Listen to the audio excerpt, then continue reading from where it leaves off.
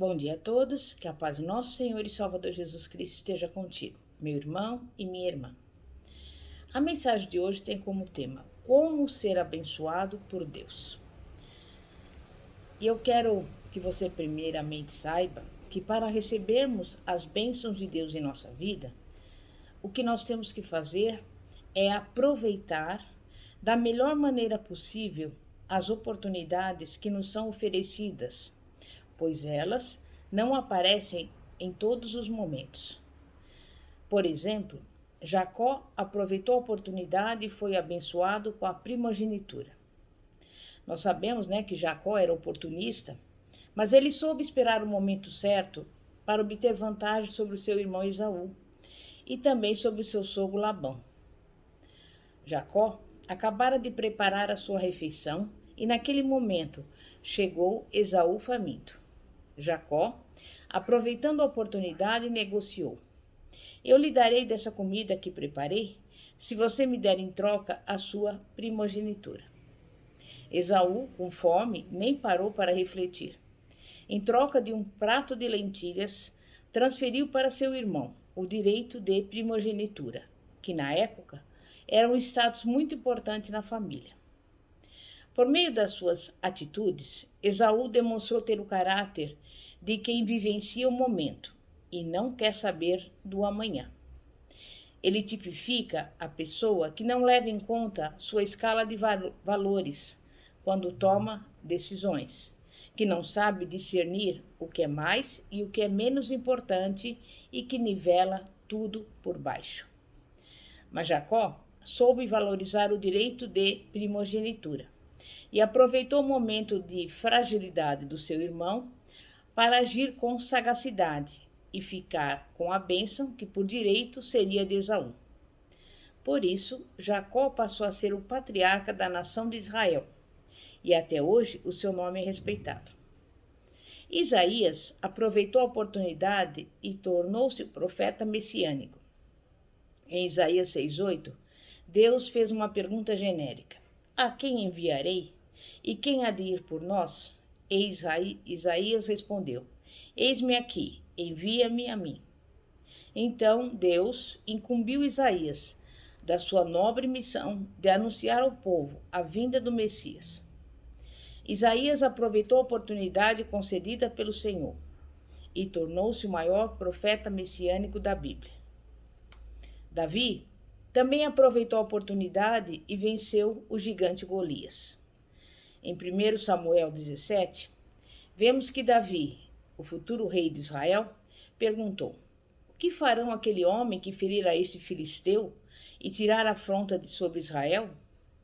Então lhe disseram: o rei isentará toda a sua família de impostos, concederá riquezas e dará a sua filha em casamento.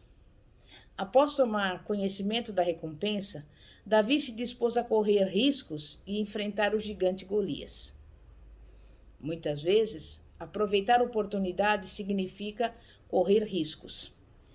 Isso não quer dizer correr riscos desnecessariamente, agindo de maneira impensada, perigosa ou mesmo utópica.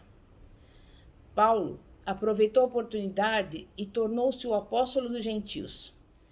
O apóstolo Paulo fez uma declaração interessante na primeira carta aos Coríntios, capítulo 15, versículo 10, que diz: mas pela graça de Deus sou o que sou, e sua graça para comigo não foi vã.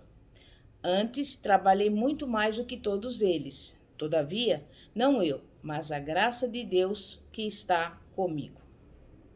Paulo afirmou que só se tornou o que ele era por permissão de Deus. Ele trabalhou mais do que outras pessoas para não desperdiçar nenhuma das oportunidades concedidas por Deus. E isso só foi possível porque o Senhor estava com Paulo. Vamos ver um exemplo que mostra como não aproveitar as oportunidades concedidas por Deus. Suponhamos que uma pessoa seja demitida de uma empresa onde ganhava R$3.000 por mês. E depois de passar um tempo desempregada, ela encontra outro emprego, mas o salário é de R$1.500. Então ela diz: eu não aceitarei essa proposta para ganhar um salário menor. Pessoas que preferem continuar desempregadas a tentar reingressar no mercado de trabalho, mesmo ganhando pouco, não exercitam a sua fé no Deus que alimentou 5.000 pessoas com apenas 5 pães e 2 peixes. Elas estão rejeitando oportunidades que poderiam levá-las a uma bênção maior. Oportunidade que muitas vezes julgamos insignificante, pode levar a outra melhor. Um pequeno negócio pode abrir as portas para um grande amanhã. O emprego mais humilde pode ser um degrau para outro de maior destaque amanhã. Se você quer ter uma vida abençoada, então o segundo passo é não desperdiçar tempo. No Salmo 90:12 está escrito: ensina-nos a contar os nossos dias, de tal maneira que alcancemos coração sábio. Mas como podemos usar o nosso tempo da melhor maneira possível sem desperdiçá-lo? Tempo tem a ver com disciplina, com o modo como nos organizamos, com o estabelecimento de prioridades e de objetivos em nossa vida. Para aproveitarmos bem o nosso tempo, precisamos levar em conta também outro fator: se somos mais produtivos no horário da manhã, da tarde ou da noite, por exemplo. O terceiro passo que devemos dar para termos uma vida abençoada é nos esforçarmos. Esforçar-se é empregar uma energia acima do normal. Na Bíblia está registrado de maneira enfática o modo como Deus falou com Josué após a morte de Moisés, ordenando-lhe que ultrapassasse o Jordão com o povo e tomasse posse da terra prometida. Deus prometeu a Josué: eu estarei contigo, não te deixarei, nem te desampararei. Como fui com meu servo Moisés, eu também serei contigo. Ninguém te susterá diante de ti. Enquanto falava com Josué, Deus o exortou 3 vezes a ter bom ânimo. E tal como falou com Josué, o Senhor hoje está falando com você e comigo, alertando-nos que devemos nos esforçar diante dos desafios e empregar uma energia que jamais usamos antes. No período dos juízes, a nação de Israel foi subjugada pelos midianitas e viu-se diante de um grande dilema. Ou deixaria os inimigos se apossarem das suas terras e seria destruída como nação, ou lutaria e expulsaria os inimigos dali. Por 7 anos, os israelitas atravessaram momentos de muita aflição e de fome. Gideão não via condições de malhar o trigo na eira, longe dos midianitas. Então, ele o escondeu no lagar, lugar onde se amassavam uvas. Deus viu o esforço excessivo de Gideão para malhar trigo no lagar, bem como sua persistência ao lutar pelo que era seu. Deus chamou Gideão para libertar Israel dos seus inimigos, porque se alegrou em vê-lo trabalhando e se esforçando. O Senhor não chama pessoas ociosas, descompromissadas com o trabalho ou com a sua palavra para executar uma missão. Ele aprecia quando seus filhos usam a força, a coragem e a inteligência para lutar por seus objetivos. Neemias era copeiro do rei e obteve autorização para voltar a Jerusalém e recebeu madeiras para reconstruir os muros daquela cidade. Neemias viajou a cavalo, puxando madeira, cerca de 1.450 quilômetros. Deus abre portas e faz apenas aquilo que aos nossos olhos é impossível. Ele não se mobiliza para fazer aquilo que está dentro das nossas possibilidades. Deus deseja que nos esforcemos, trabalhemos e estudemos, aprimoremos o nosso conhecimento a cada dia nas diversas áreas da vida. Em nossa caminhada cristã, devemos dar sempre mais um passo rumo às bênçãos que Deus tem colocado à nossa disposição. E esse passo é fazer o bem. Fazer o bem é um mandamento divino. Aquele, pois, que sabe fazer o bem e não o faz, comete pecado. Tiago 4,17. Há 3 leis que regem a atividade de fazer o bem. Primeira, lei da reciprocidade. Portanto, tudo que vós quereis que os homens vos façam, fazei-lo também vós, porque esta é a lei e o profeta. Mateus 7,12. Se você quer ser perdoado, se quer ajuda ou reconhecimento, deve ajudar e reconhecer as virtudes alheias, deve fazer o bem.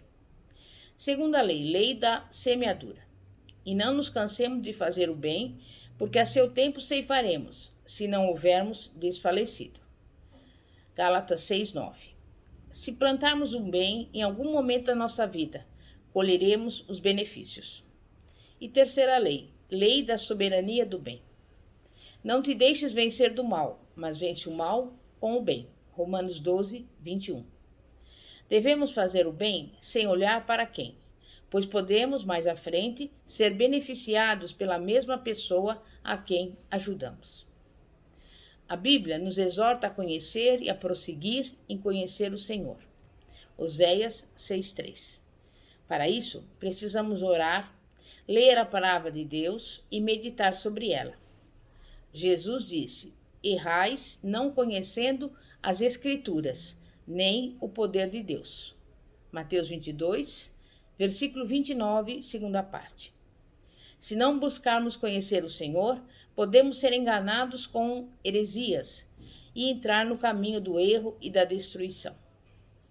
Se você deseja ter uma vida próspera e abençoada, procure priorizar Deus em sua vida. Reserve um tempo do seu dia para orar.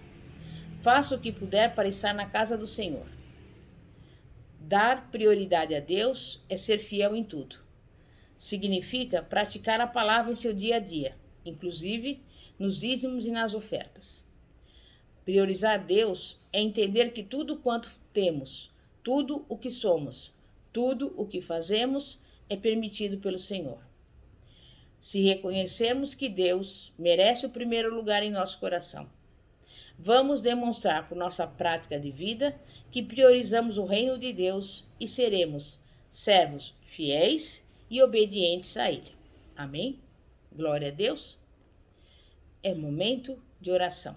Santíssimo Deus e poderoso Pai, Pai de nosso Senhor e Salvador Jesus Cristo, Pai, nós queremos a cada dia dedicarmos-nos a Ti e colocarmos o Senhor em primeiro lugar na nossa vida. Queremos estar na Tua presença, renovar a aliança contigo. Prepara-nos para receber as Suas bênçãos. Abre as janelas do céu, operando segundo o Teu querer e alegra o nosso coração em nome de Jesus. Amém. E graças a Deus. Pastora Fátima, da Igreja Evangélica Apostólica Poder de Cristo. Que a paz de nosso Senhor e Salvador, Jesus Cristo, esteja contigo. Amém. E graças a Deus.